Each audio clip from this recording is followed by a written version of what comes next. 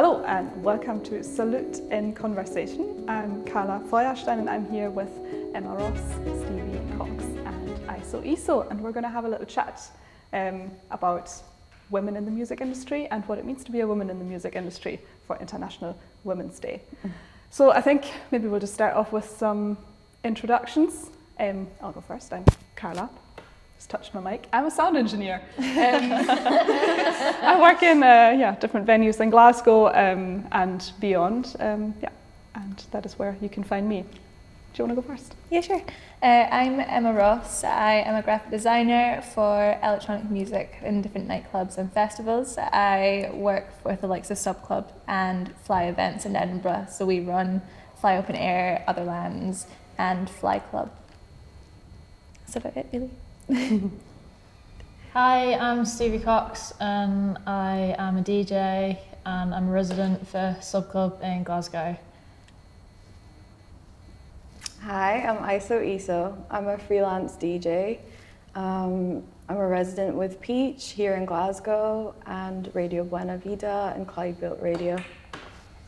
Cool. So I think we can get just straight into it, and I would really like to start with access to the industry and maybe how you guys sort of got into the industry here, and specifically DJing. I suppose it's not, something you would necessarily associate women with when you think about it at first. And I suppose like lots of designers is it still a male-dominated field, do you think? And how, Emma, how did you get into that? I kind of fell into it. So my path essentially started out as applying for a marketing role with Sub Club.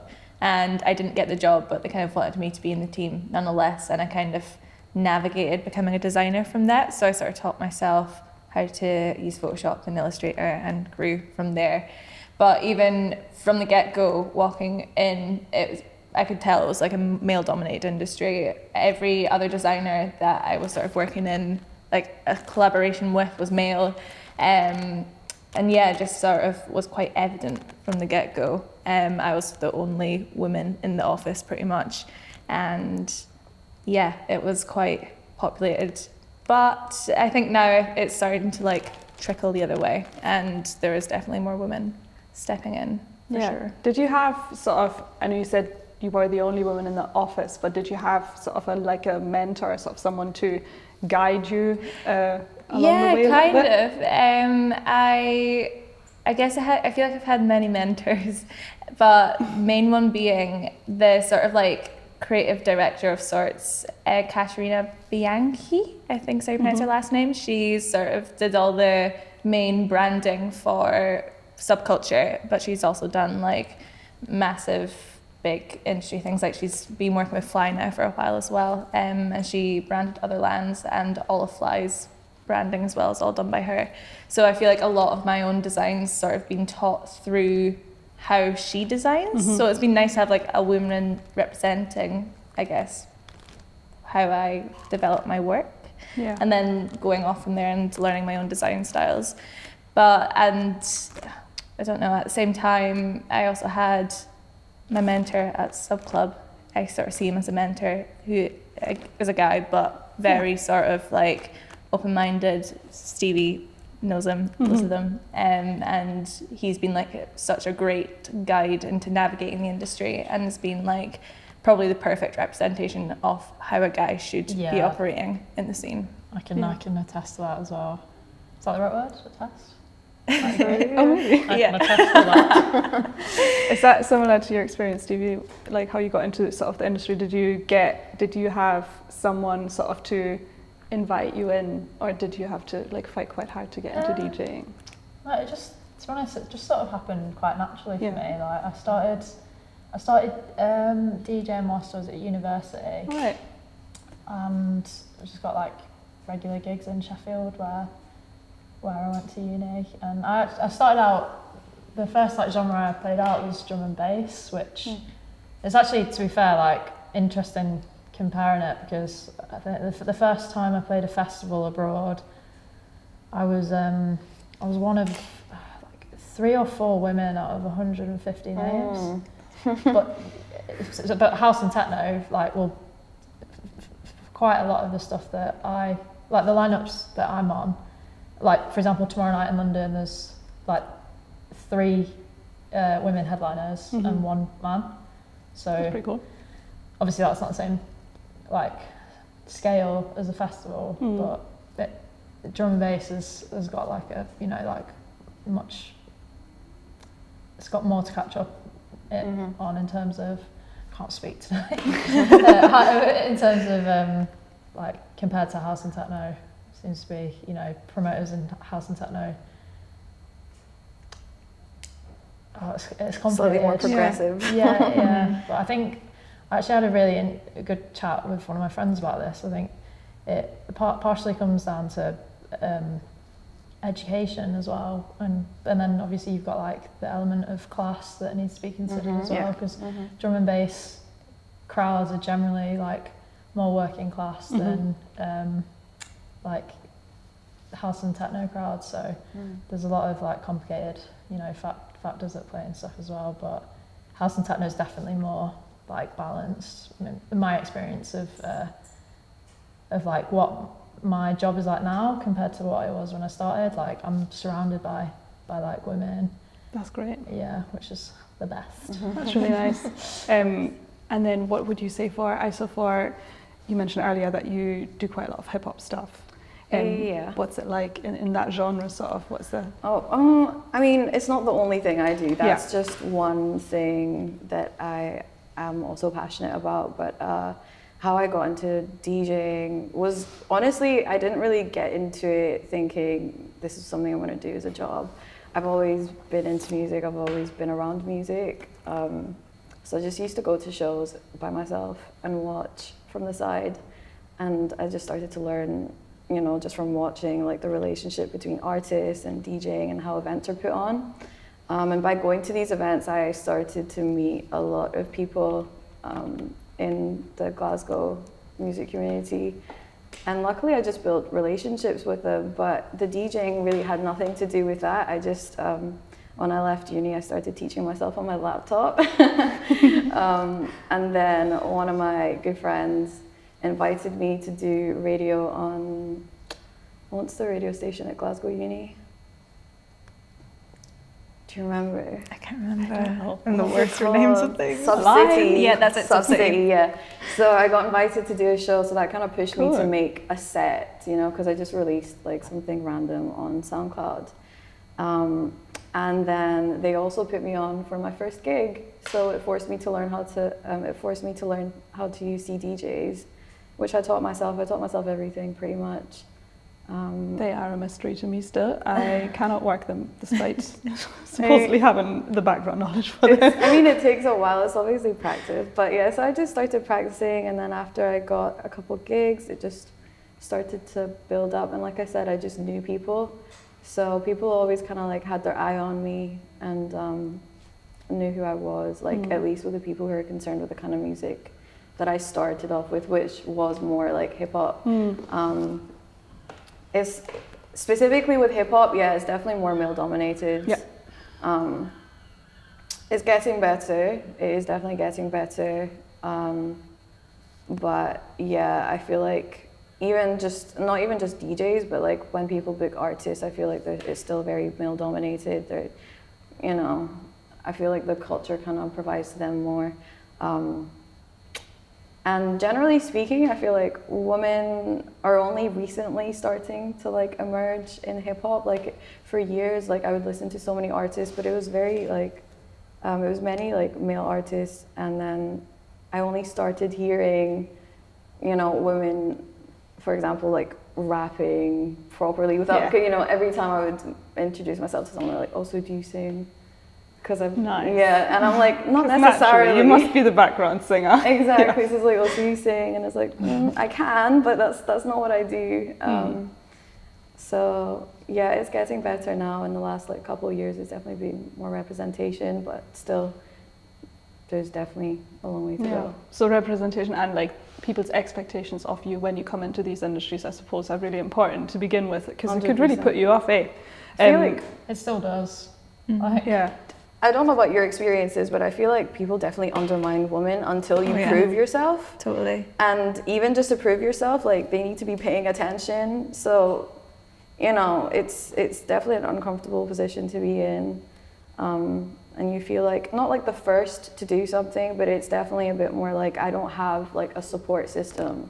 You know, I'm kind of doing this by myself, and people have high expectations, or they don't expect anything. Yeah, you do sort of just have to, but this is just reflective of like the way society treats women as a whole, isn't it? And I think it's very specific to the industry that as a woman you do just have to like prove yourself. Like work hard. Definitely. So a festival I performed at in summer just gone, I was doing a back-to-back set with two guys who are both like pretty well-known DJs, and there was a guy on the front row that every single time it was my turn to mix, he kept leaning over to adjust the levels, and I must have asked him to stop about 4 times.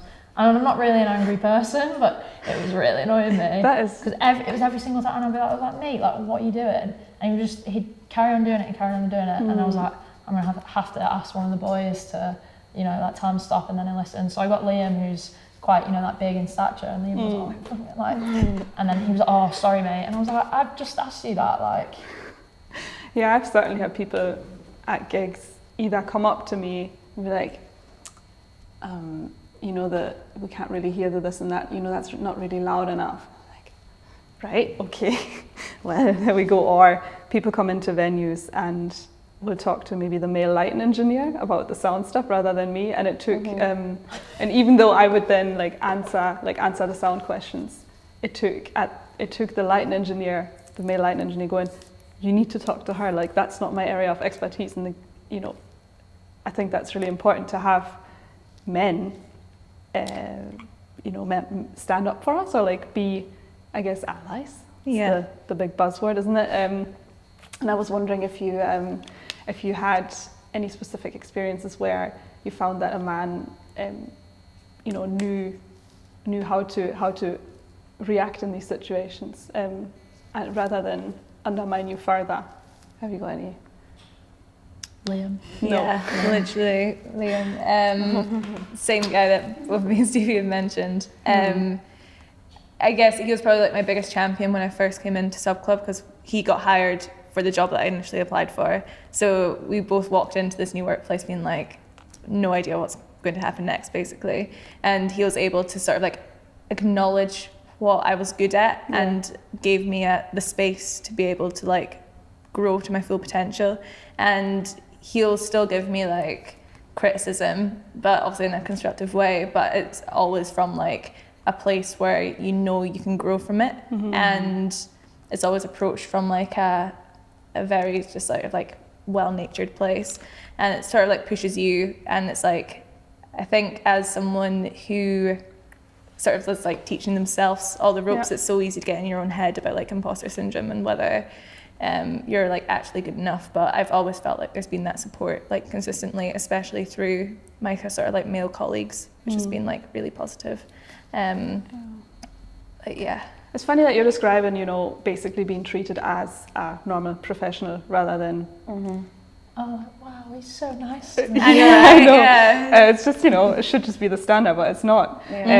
Recently, I was in a heated Facebook discussion with someone in the comments section on Facebook of a post where someone had been looking for specifically a female sound engineer for a female led event, and things got quite heated because I guess the main point was that this is discriminatory against men, and that, you know, that it excludes men from something. And I was wondering if you had any thoughts about, you know, these artificially created safe spaces for women where they can express themselves freely and are surrounded only by women, and where there's an effort made to seek out industry professionals that are women. I was wondering if you had any experiences working in these or any thoughts on that. Yeah, so I recently did perform at a women-only event, and honestly, the energy was completely different. It was amazing. And even before the event happened, the amount of women that would be hitting me up like, I'm so excited, I can't wait to wear what I want, do what I want, I know everything's gonna be fine, I don't even care if I'm showing up alone, it's gonna be okay. Yeah. You know, and at the same time, for the same event, you know, I've heard some of the guys were a little bit annoyed. And I just think that is such a great reflection of how much people don't understand the importance of these spaces and how uncomfortable we are made to feel in a variety of ways, you know, whether you're performing or whether you're just enjoying in the audience, you know, it's like the fact that some people don't understand this yet is really confusing and worrying to me, especially as someone who's had so many bad experiences in these spaces.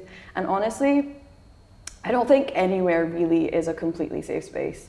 I'll be honest. I've had bad experiences with men and women, and you know, like it's you can never say you're safe somewhere, but definitely there was a completely different energy in the room, and everyone loved it. You know, I just saw people like truly expressing themselves. Yeah, it's completely different. It's completely different, and it's something that I would definitely like want to take part in more. A lot of the time, I think people assume that what we're worried about most is sexual harassment at a workplace, but I think there's so much more. It's so much more, and it's not these. I think these like safe spaces or these women-only events, they're not really. I mean, that's one aspect, obviously, but there's so much more to it, isn't there? When you're working as a group of women, you know, towards a common goal. I think it's a really, it's a really beautiful thing. I feel like you slightly remove the male gaze when you don't have to worry about that. Do you know what I mean? Like, obviously everyone's conditioned and programmed to a certain extent, and you know, like everyone's got internalized misogyny and all this kind of stuff, but that's a different conversation. It's completely different. Yeah, you know? It's I really think important. a lot of like, picking up on the point where I think it's like, a lot of guys don't realise the extent to how much it still exists within all these communities. It's all over. It's everywhere. Like every single night out I go on, without doubt, I will end up having to speak to someone because they're inappropriately touching me, and I've told them to stop. And time again, they either don't listen, or you have to like turn around and chat to their pals and call them out and be like, why are you literally watching your pal harass people for no reason?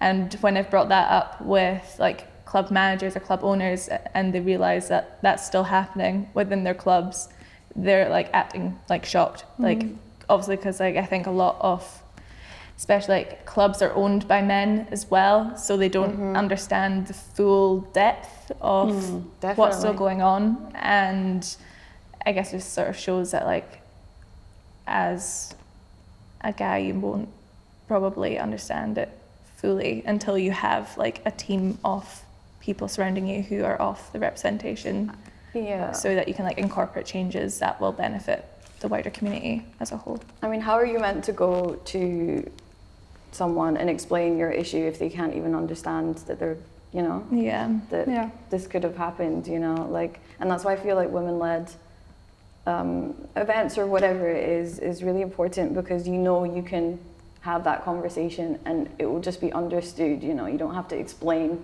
to anyone this is still happening, or like this is how bad it is, you know. And obviously if someone's been in that position before, they can relate and, you know, provide support that's actually meaningful. There's still obviously a long way to go in general, but I'm definitely more comfortable when I'm working for women, and actually that's the type of people, or like marginalized communities, those are the people that actually hire me mainly. So I don't work for that many men often. I'm very lucky. I'm very, very lucky. I've always, you know, been friends with or I've known, you know, the right people, I guess. But I'd much rather work for people who can relate to me in some shape or form. I've heard the argument a lot that if women wanted to be in these positions, like doing live sound, doing lights, working as DJs, or you know, in graphic design or such, they could if they wanted to, but clearly they don't want to, and that's why that's why these industries are still so male dominated. that sounds ridiculous to me. And I was wondering, what would you say are like the main obstacles that women face when they try to get into these industries? I know you've had your own path and all that, but yeah, generally, what would you say are like the main obstacles that people face to women? Good question. I would say just first and foremost being taken seriously. I've been pushed aside so many times by people, even in informal spaces where it's not, do you know what I mean? Where it's like everyone can kind of take part, and even then, like a complete just blank eye, like they will not even care that you're there. They just want to do their own thing. So yeah, just even getting your foot in, I'd say. I think as well, like on an emotional front, like confidence. Like the amount of girls I've met, I'd be like, oh, you know, like I'd love to, you know, like give it a go and stuff, but I don't feel like I could. Like just there's so much like and self-doubt, and I've got peers who are, you know, like very established who just still like berate themselves, which obviously that's quite a common thing with good old artists. imposter syndrome. But it's often what stops people from starting doing stuff. So like I just like with production, like my own personal experience, I was just like, oh no, I'll be shit at it. I'm not gonna give it a go. And then the one day I was just like, well, why do I think that if I've never tried it? You know, like. So I think like confidence is definitely Yeah. like. For sure. I think like just having, I guess it's just a lack of female representation and like people to look up to is a massive thing as well. Definitely. And when you look at an industry and it's only a particular type of person, normally a white guy, that's sort of, it's kind of daunting, I guess. And it all like stems back to like the patriarchy and stuff, I think, and how men and women have grown up and been treated over time. But I think it is changing and it is developing, but I think in time, having more women who are at the forefront of these industries, who people are aware of, and they're not like the top dogs are one day hopefully going to be women, and those will be people that like students or younger people can look up to and see that it's achievable, essentially. Because it's like if you've got an office with 50 people, but you've got like 10, and all the 10, I don't know, CEOs or whatever, they're all men. That's just like partially for face, you know, if you don't have like women in higher up positions and stuff. So that's where like the real change will. It's obviously things have got so much better, and it's a gradual process, isn't it? But like, need more women CEOs and a variety of women as well. Exactly. I feel like when people like find certain people that they're like, yeah, we're gonna put, it's always the same people, and I think it's really silly to you know, use the word open-minded when you're talking about like introducing artists or whoever that you're putting on that you've never quite, you know, come across before who are women. It's just, that's not being open-minded, that's just doing what you do anyway. So yeah, definitely there's a lot to do, but I am happy to see that there's been interest in like bringing more women into the industry.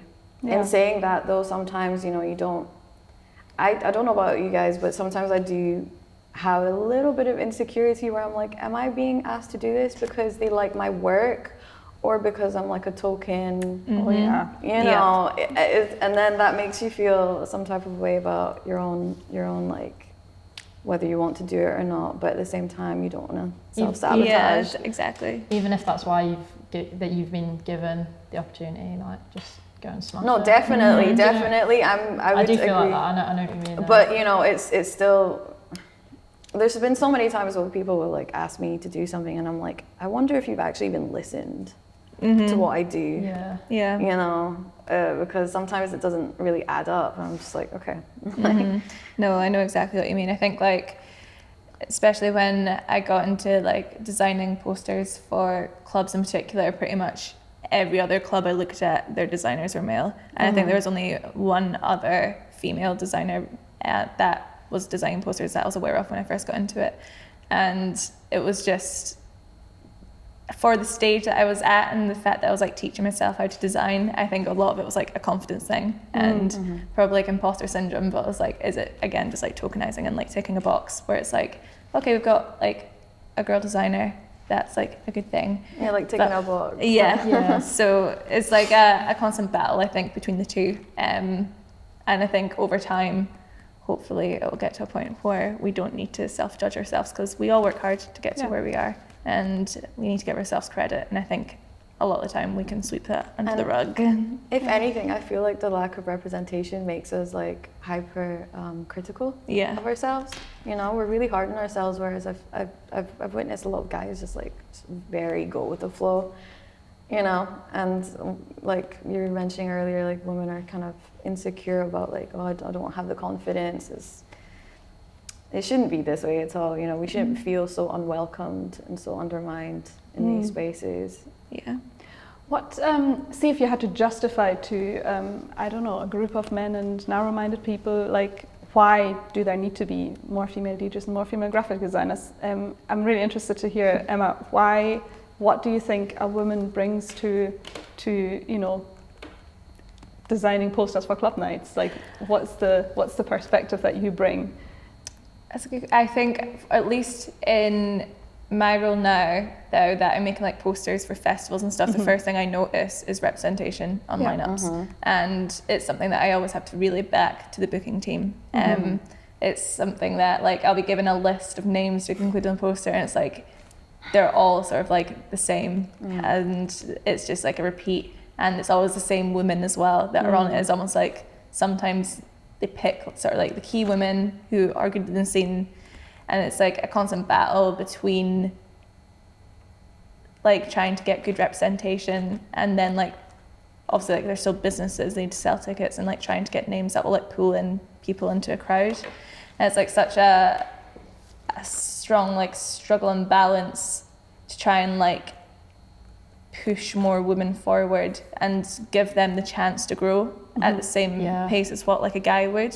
I think the constant sort of like, I'm trying to like think of the right way to explain this, kind of in the sense of finding talent within, I think like within our local communities especially, and giving them the chance and not giving up on them, and like really being persistent. And if you believe that they have talent, then give them consistent opportunities and let them grow. Support system. Exactly. I think it's like it's not going to happen overnight, and someone isn't going to play one set for a club and become the next big thing. But if you really believe in them, then like back them and like continue to back them, I think is such like a strong point.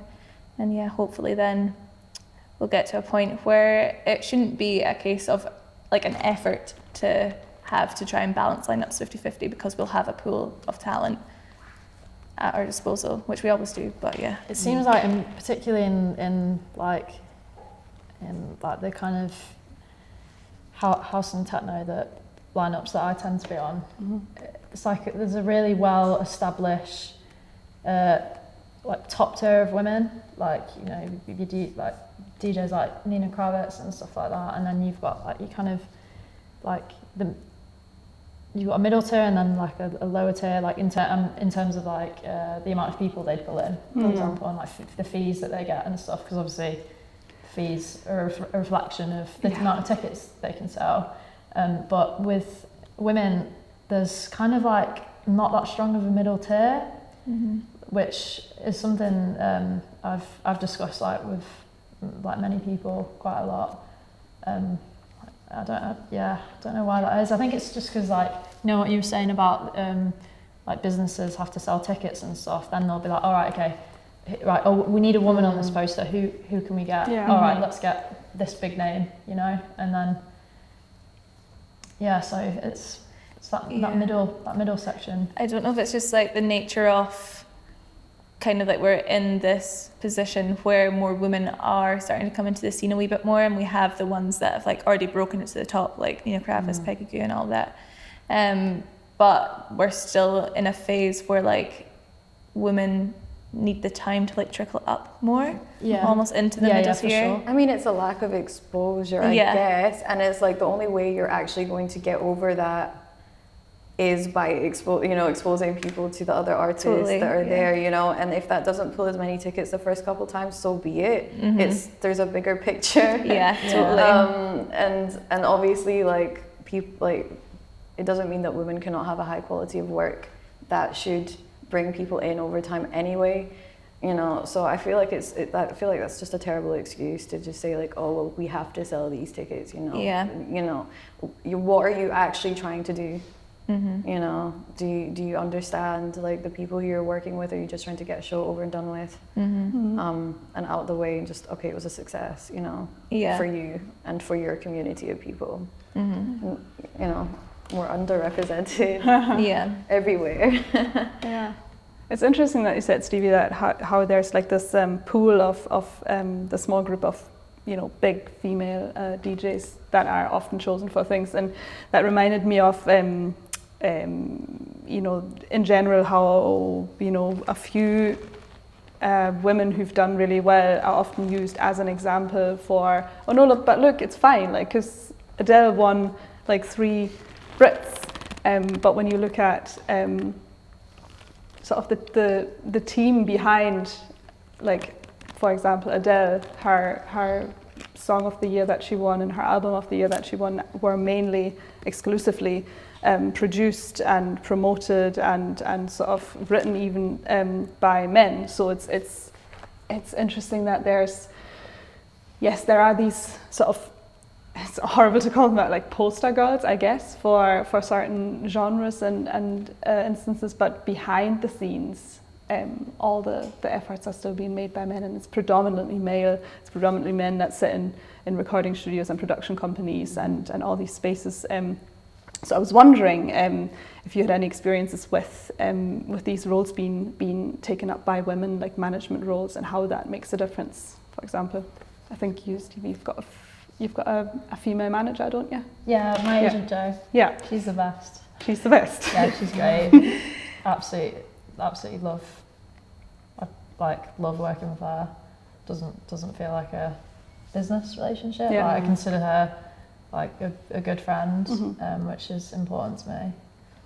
How do you think, where's sort of the difference between, I guess, like a manager's role is not only to sort of further your career, but also to keep you safe, I guess, within your career? And like, what do you think does Jo or your female manager, like, how does it differ from having a male manager? And like, where do you think,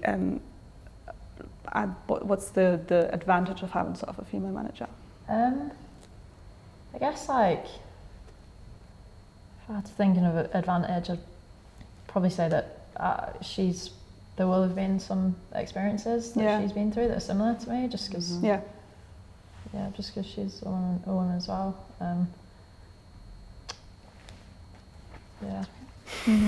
I've I guess it's not so much. Yeah, technically, she's my line manager with where I work now at Fly. I guess it's quite lucky that I've come into a place and we're pretty much like 50-50 male to female staff, and are pretty much like next to like the director is a woman, and she's sort of like the girl that I like report directly to, and I find it so much easier to speak to her and get things off my chest. I don't know why. I think it's just because probably just growing up, again, it's sort of like male figureheads can sometimes be perceived as like don't really understand. That's not always the case, but I think deep down there's always going to be that little bit of intimidation almost, and it's nice to have that sort of rapport where you feel like you can open up and someone who can probably relate more to your experiences directly. And it's also been great to like watch what she does as a woman and like how much she does for the company and how she like communicates with brands and other companies, and it's like just a very like strong woman essentially, and that's like so nice to look up to. And she's been in the company now for like 5 years, has built her way up from being on cash desk to now being like ops manager, which is like come so far. So yeah, it's really like nice and aspirational to look up to for sure. I was going to ask, in the spaces you work at, in different clubs, and in your office as well.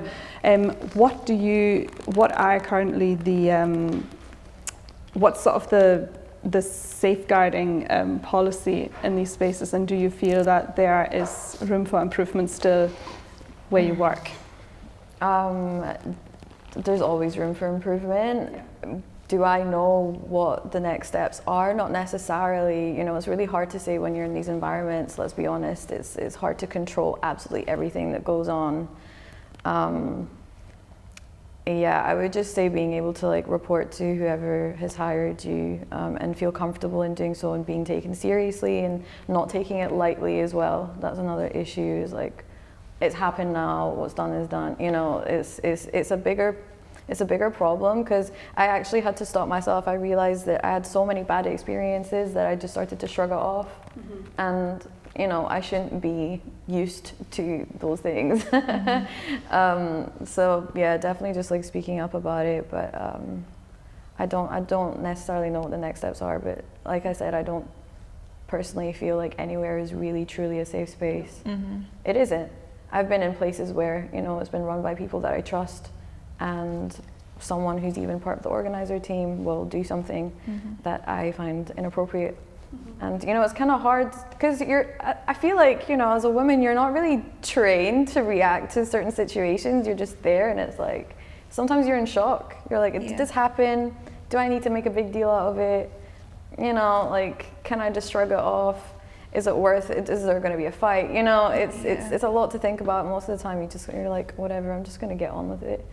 But it's not okay. I don't know about you as well, but in those situations, I kind of like, I doubt myself that it's a thing. Yeah. Do you know what I mean? Because you're totally, yeah. We're in like these little bubbles with like generally like the kind of things that I'm at, like generally everyone's like kind of sound. So you forget that, and then when it happens, you're like, oh no, that did happen. Like, you know, yeah, it's weird. It definitely takes a while for it to sort of process. Yeah, of course. Yeah, 100%. Definitely. 100%.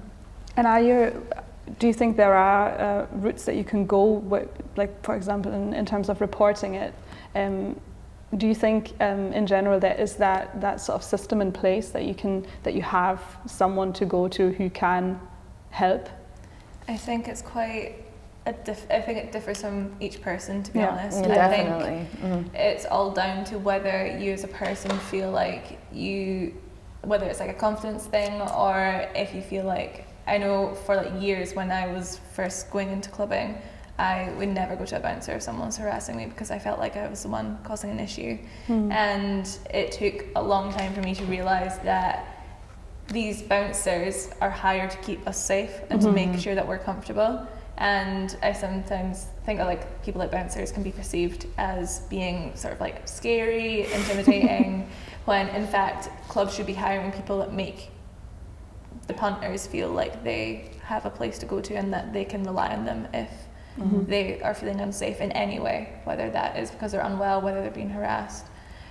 They should feel like they're approachable.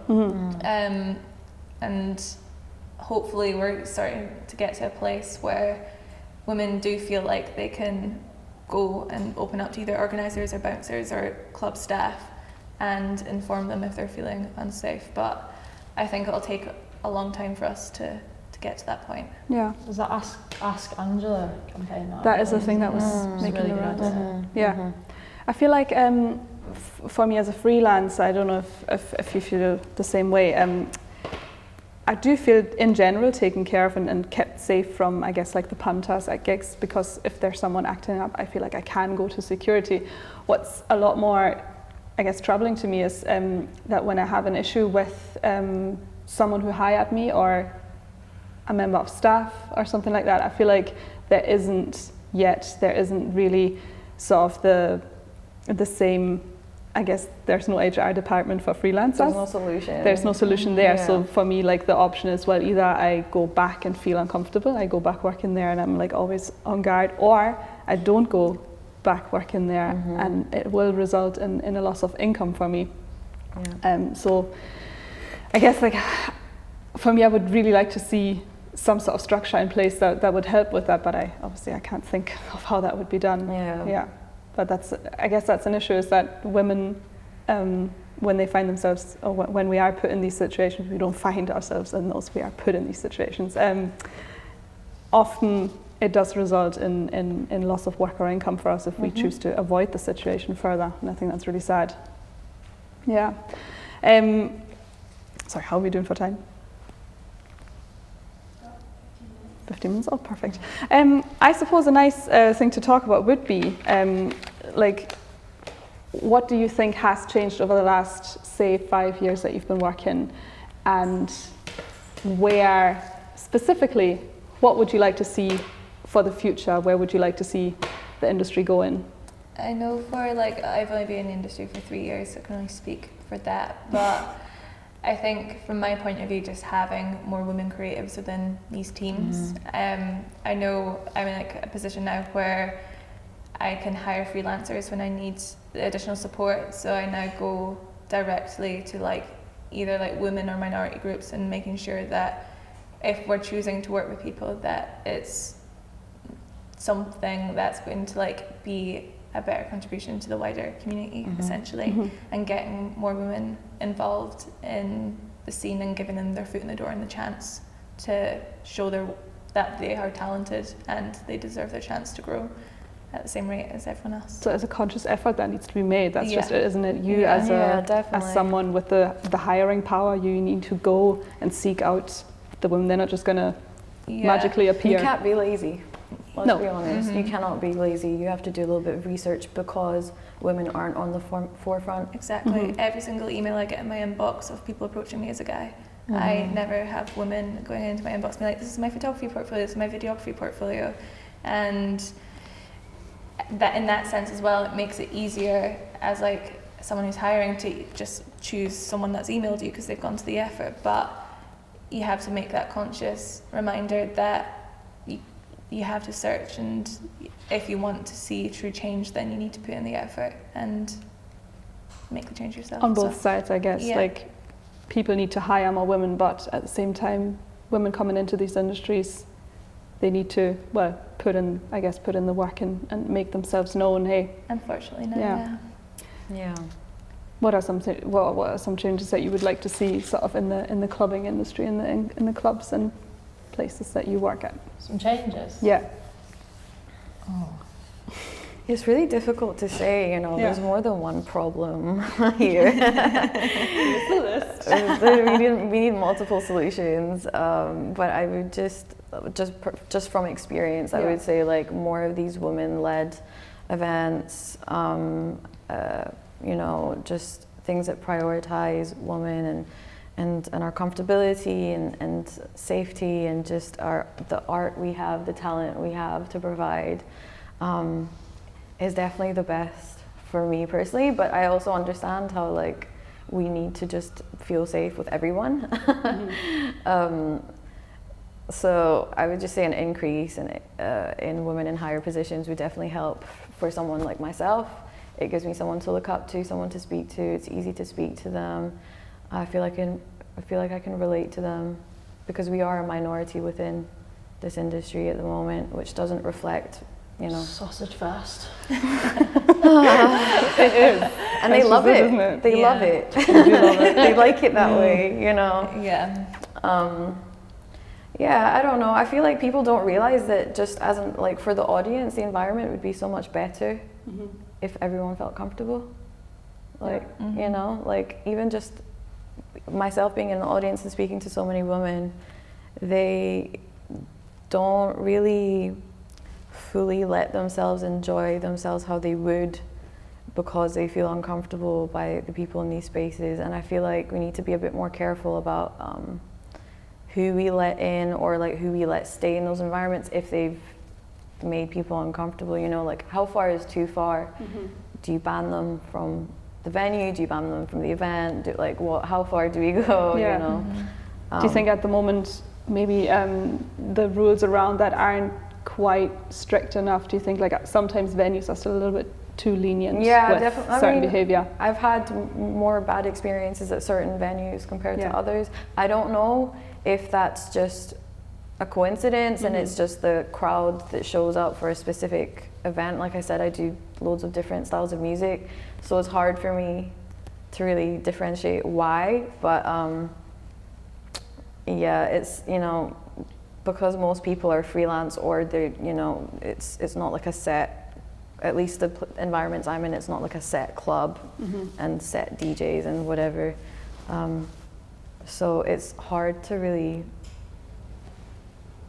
know, like, yeah.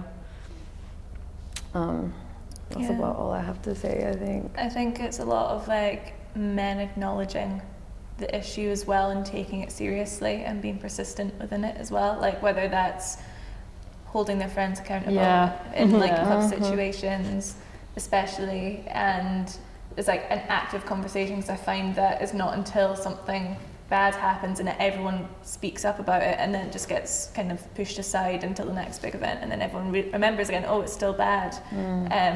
I think it's quite easy just to kind of turn a blind eye to it, especially if you're not directly involved in it all the time. And I think just like persistent conversation and accountability will like help take us quite far. Definitely. And I think, to be honest as well, like I know like when we first started this conversation I mentioned that, because I was like, I sort of have this comparison in my head from my starting point being like so terrible in terms of like, you know, like the ratio and the divide, whereas now I'm like, oh, this is like way more, but it's still like not quite there.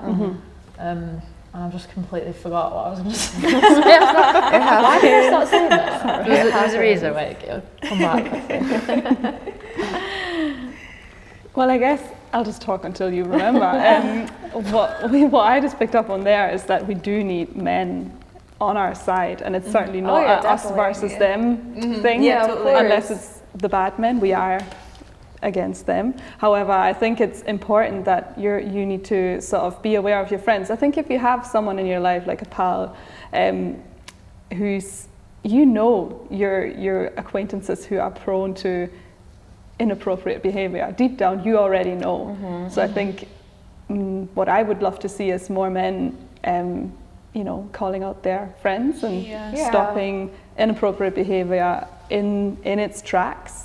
So before it gets to a stage where people are really uncomfortable and the damage has been done, basically. I think like it's quite hostile, because I think a lot of people are afraid of being called out, and like you can go into a whole conversation with like cancel culture and stuff, but I think as soon as someone is criticised in any way, they take it very personally and they're kind of like afraid of the consequence of that. And I think having a more, I guess, like open-minded approach to criticism and being open to like change, and like knowing that you're probably not going to be perfect, but as long as you're like willing to be part of the conversation rather than actively like trying to be on the defense, essentially. Exactly. It comes from like a place, like considering these issues with like, let's say for example, you know, you've got a young lad in a nightclub that's like grown up in a world where he's taught that like a woman, you know, he has the right to do that. Then if he's never been told anything different, then like, like, you know, give him the chance to change his behaviour. Otherwise, because if you just write people off,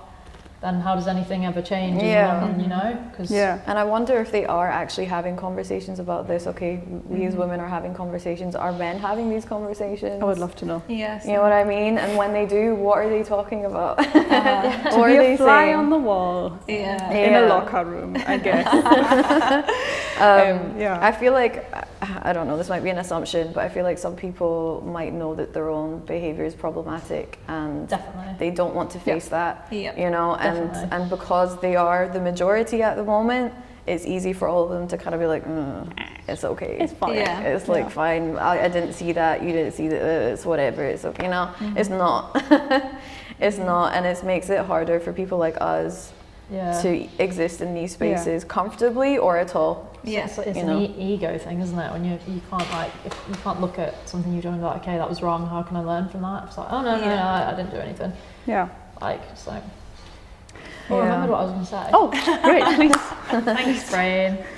I was thinking about, in terms of like, I think your initial question was what would, you know, like things that would be good to change, and from like I think something really important is like pay, like money. Like definitely. Like, I don't think we've really touched on that yet. No. But, you know, like the amount of times where I've been given an offer and it's like, oh, this is the budget, like can't can't afford it, like we're paying all this, and I know it's because like they've spent like 15 grand on your man, on the guy. And if there's only 2 names on a bill, like I get, like obviously people with bigger pull, Sure, get paid more, but you can definitely pay your support act a fair price if you can afford to just magically pull out. Yeah, Do you know what I mean? Of course, yeah, absolutely. I think the indifference or the difference in fees across genres is still huge. I feel like sorry. No, please. I feel like you just have to constantly fight for yourself as a woman in this industry. Like you have to constantly be like, no, I'm not okay with this. I'm not okay with this. We should do it this way. We should, It's like, I'm not getting paid enough to be giving you this advice. Like I'm just here to do my job. I shouldn't have to like direct everything, or like you should know common decency. I guess we have come to the end of the hour that we're here for, and I think just to finish on a happy little note, I would love to hear a couple of sentences from each of you, just a piece of advice that you would give to a young woman wanting to start out in your industry. It's fresh for you because I've learned that you've only been working in the industry for 3 years.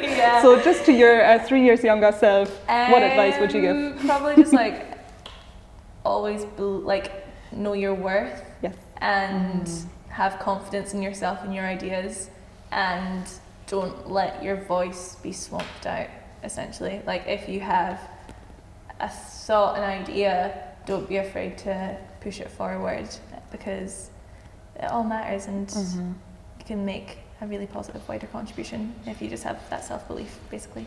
Yeah, definitely. I would say, look in the mirror and wink at yourself and like, you're sick. Oh, I'm going to do that every morning from now on. That's good. It helps. Make a baby. Yeah, exactly. Just do it anyway. Do it anyway. Yeah. Stop overthinking it. Just do it and speak up. If there's problems, don't be scared to speak up. Just do it. No one else is going to do it for you. Yeah, exactly. Lovely. Well, it was really nice talking to you today, and that went very quick. I hope you enjoyed this little chat, and keep an eye out for more stuff, and we'll see you next time.